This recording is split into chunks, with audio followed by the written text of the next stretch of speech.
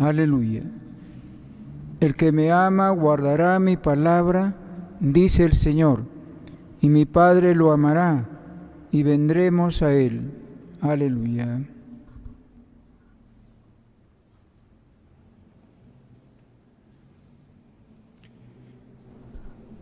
El Señor esté con ustedes. Y con tu espíritu.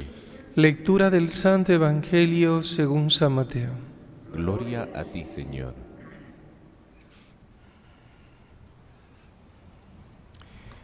En aquel tiempo estaba Jesús hablando a la gente cuando su madre y sus hermanos se presentaron fuera, tratando de hablar con él.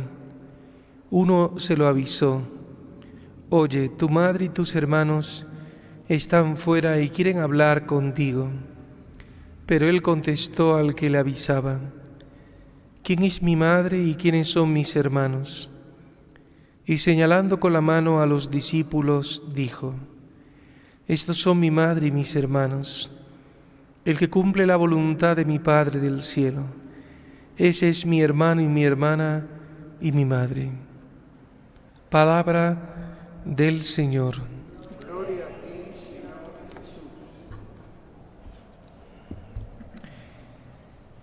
Queridos hermanos, en nuestro Señor Jesucristo y la Virgen María, el texto evangélico que acabamos de escuchar, San Mateo capítulo 12, tiene también una importancia mariológica,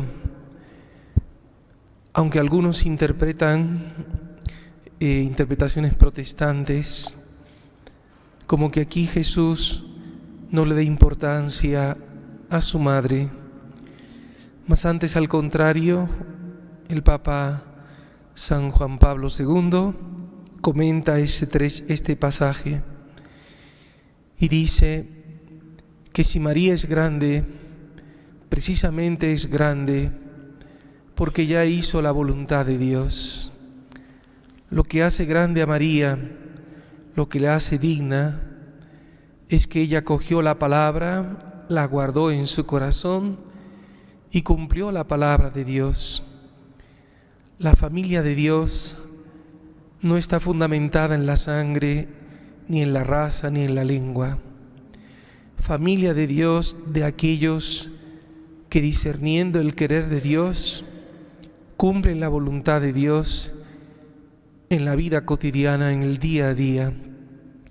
Esos son familia de Dios, esos son su madre y sus hermanos.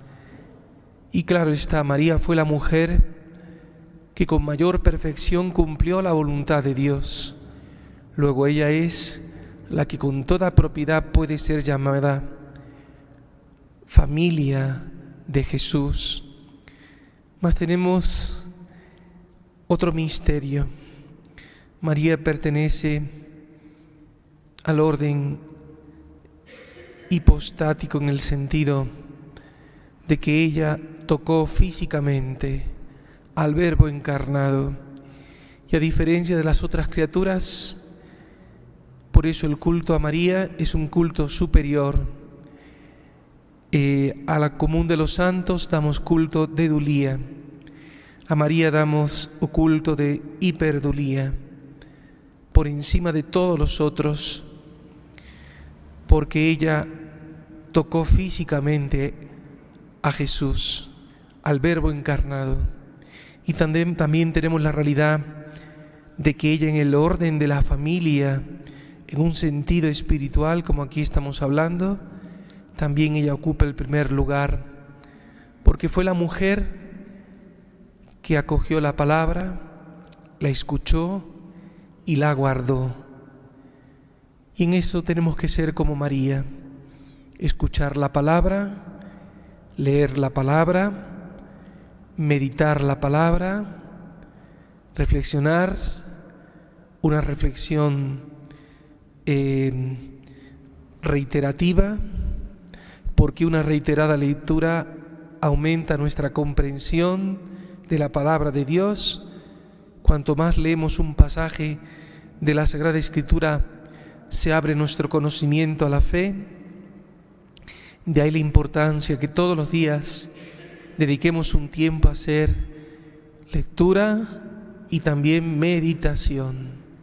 Una lectura más despacio y volviendo sobre ella 1, 2, 3 veces. Desgraciadamente, abrimos poco la Biblia, leemos pocas vidas de santos, escritos espirituales, y por eso se nota en el pueblo católico una cierta superficialidad en el contenido espiritual, porque no nos formamos, no leemos el catecismo, no meditamos la palabra de Dios y no leemos la vida de los santos, que son los auténticos interpretadores de esa palabra de Dios. Quería también decir una palabra sobre la primera lectura del profeta Miqueas. Este pasaje que hemos leído hoy nos recuerda la infinita misericordia del buen pastor. El buen pastor se sacrifica por las ovejas. El buen pastor está dispuesto a dar su vida por las ovejas. El buen pastor va detrás de la oveja. Esa oveja representa a todos nosotros, especialmente a todos aquellos que vivimos alejados de Dios, los pecadores. Y Jesucristo, con su cayado que es la cruz, va detrás del pecador. Y Jesús tiene la bondad, la ternura, la delicadeza. Cuando un pastor encuentra una oveja perdida, la cura, como no puede caminar, la toma sobre sus hombros y la lleva de nuevo al redil. Y esa misericordia de Dios infinita, cuando Israel se encontraba en Egipto 350 años, el pueblo clamó a Dios, Dios escuchó su oración y lo libertó de la esclavitud. Mas Egipto es solo un símbolo, porque simboliza nuestra vida de pecado. Y así como Dios liberta a Israel, Cristo nos liberta de situaciones de pecado.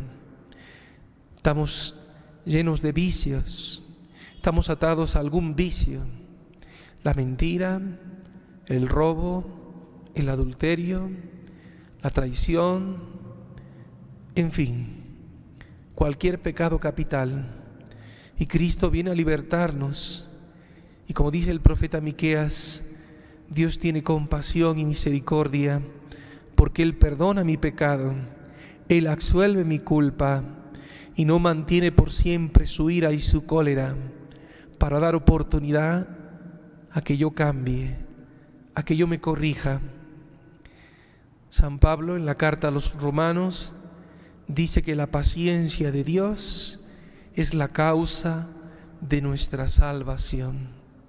Porque si Dios se cansase de nosotros, tal vez hace tiempo ya habríamos muerto. ¿Y dónde nos encontraríamos ahora? O tal vez Dios nos dejaría nuestras propias fuerzas sin darnos el auxilio de la gracia. Y sin la gracia somos muy débiles, muy frágiles y muy propensos al pecado y a adquirir vicios. Mas Dios ha tenido compasión de nosotros. No ha sido su cólera por siempre, no ha sido su ira. Y el profeta Miqueas utiliza una imagen. Cuando tenemos un pedazo de metal, si yo lo arrojo en el mar, él se hunde y ya no vuelve a salir a flote, porque por el propio peso del metal se hunde en la profundidad. Pues así dice el profeta Miqueas, ¿qué hace Dios con nuestros pecados? Nuestros pecados asemejan como un pedazo de metal que es arrojado en la misericordia infinita de Dios, en el mar de la misericordia de Dios, y cuando Dios perdona, ya no vuelven a salir a flote nuestros pecados, porque el perdón de Dios es para siempre.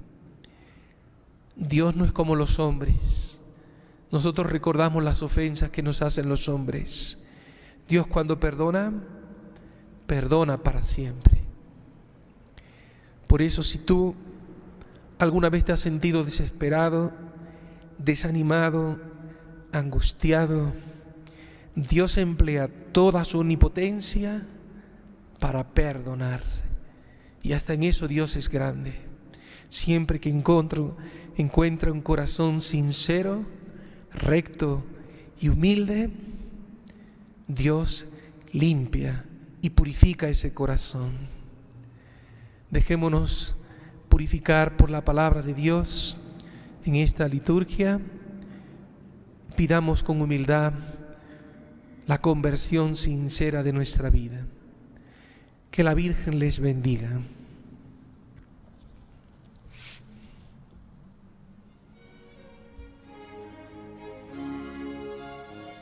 Reflexionamos brevemente sobre el Evangelio y la homilía que acabamos de escuchar.